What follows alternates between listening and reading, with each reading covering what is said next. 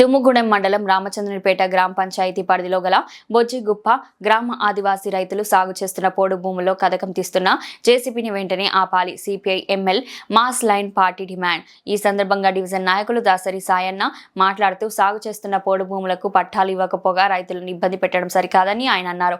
ఇప్పటికైనా సాగు చేస్తున్న పోడు భూములను రక్షించుకోవడానికి పోడు సాగుదారులందరూ ఐక్యం కావాలని పోరాటానికి పిలుపునిచ్చారు.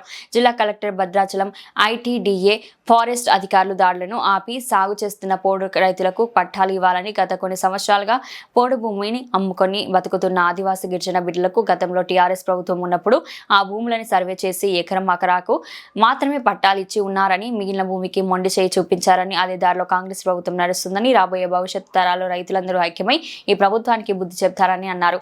ఆదివాసులపై అక్రమంగా పెట్టిన కేసులను ఎత్తివేయాలని డిమాండ్ చేశారు. ఫారెస్ట్ అధికారులకు ఆదివాసీ గిరిజనులకు మధ్య జరుగుతున్న పోడు భూమి వివాదాల సంబంధిత అధికారులు పరిష్కరించకపోతే బాధ్యత వహించాల్సి వస్తుందని హెచ్చరించారు. ఈ కార్యక్రమంలో రామకృష్ణ, అరుణ్ రాజ్ కుమార్, విష్ణు, లక్ష్మణ్, అంజిబాబు తదితరులు పాల్గొన్నారు. CPI ML mass line Prajapanth Bhadrachalam division committee Sayanna.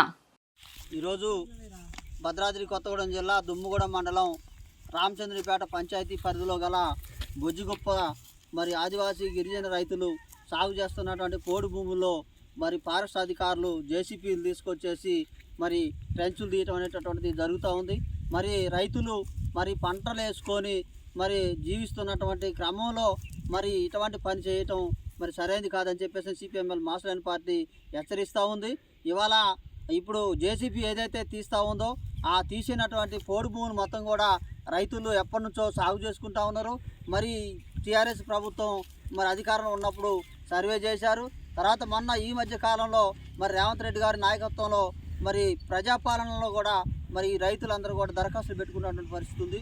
ఏది ఏమైనప్పటికీ మరి ఆదివాసీ రైతులు మరి సాగు చేస్తున్నటువంటి భూముల మీద ఫారెస్ట్ అధికారులు కన్నేయటం అనేటటువంటి సరైనది కాదు.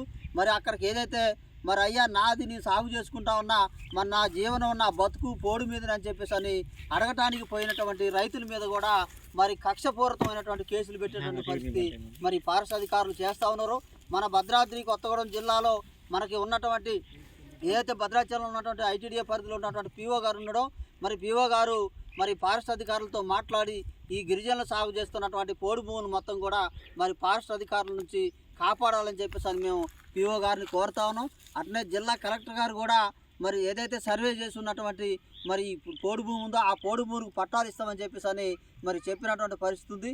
కానీ ఇప్పుడు పట్టాలు ఇవ్వకపోవటం కూడా ఈ ప్రభుత్వం యొక్క తప్పిదమే. ఎందుకంటే సర్వే చేసి 2 ఎకరాలు ఉన్నోడికి 2 కుంటలు ఇచ్చారు, 4 ఎకరాలు ఉన్నోడికి అరెకరం ఇచ్చి ఆ మిగతా 3 ఎకరాలన్నర ఎగ్గొట్టినటువంటి పరిస్థితి ఉంది. కాబట్టి వీళ్ళు ఎప్పటి నుంచో సాగు చేస్తూ ఆ భూముల మీద ఆధారపడి బతుకుతూ ఉన్నారు. కాబట్టి ఆ పోడు భూముల్ని మరి గిరిజన రైతులు ఎవరైతే సాగు చేస్తూ ఉన్నారో వాళ్ళకే ఇప్పించే ప్రయత్నం అధికారులు చేయాలా.